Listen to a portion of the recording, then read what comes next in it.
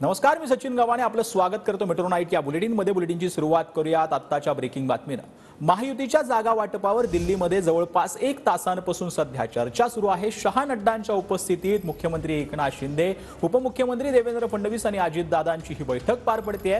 महायुतीच्या जागा वाटपावर अंतिम शिक्कामोर्तब होणार आहे। अजित पवार गट जो आहे तो मावळच्या 4थ्या जागेसाठी आग्रह असल्याची देखील माहिती मिळते। तर अजित पवारांच्या राष्ट्रवादीला 3च जागा मिळण्याची शक्यता जी आहे ती सूत्रांकडून मिळत आहे। आपले प्रतिनिधी दिल्लीतून संदीप राजगोळकर आपल्यासोबत जोडले गेलेले आहेत। संदीप, रात्री उशिरा आता ही बैठक अजूनही सुरू आहे। नक्की जागा वाटपाचा हा संपूर्ण जो फॉर्म्युला आहे तो आज ठरू शकतो का? अगदी बरोबर आहे सचिन। गेल्या सव्वा तासापासून केंद्रीय गृहमंत्री अमित शाह यांच्या शासकीय निवासस्थानी ही बैठक चालू आहे। महाराष्ट्रातल्या 48 जागांचं जे गणित आहे ते गणित सोडवण्यासाठी खरं तर महाराष्ट्रातले नेते अमित शाह यांच्याकडे आज आलेले आहेत असं म्हणता येईल।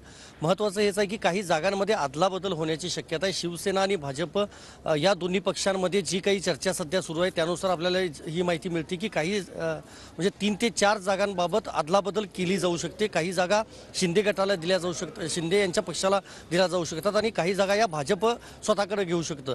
महत्त्वाचं हेच होतं की बैठक सुरू झाल्यानंतर मुख्यमंत्री एकनाथ शिंदे यांनी पहिल्यांदा प्रस्ताव मांडला होता की कुठल्या कुठल्या जागा शिवसेनेला हव्या आहेत त्या बाबतीतला, आणि त्यानंतर अजित पवार यांनी देखील राष्ट्रवादी काँग्रेसच्या वतीनं प्रस्ताव मांडला होता। दोन्ही प्रस्ताव शाह यांच्यासमोर खरं तर ठेवण्यात आले आणि राष्ट्रीय अध्यक्ष JP नड्डा यांच्या उपस्थितीत देखील आता याबाबतीतला निर्णय होणार आहे। अजून पुढचा 1 तास ही बैठक सुरू राहील असं सांगितलं जात आहे। मात्र अंतिम शिक्कामोर्तब जे आहे जागा वाटपाचं ते आजच्या या बैठकीमध्ये होऊ शकतं। त्यामुळे महाराष्ट्राचं लक्ष नक्कीच या बैठकीकडे असणार आहे आणि बैठक संपल्यानंतर सगळे नेते महाराष्ट्रामध्ये पहाटे परतणार आहेत।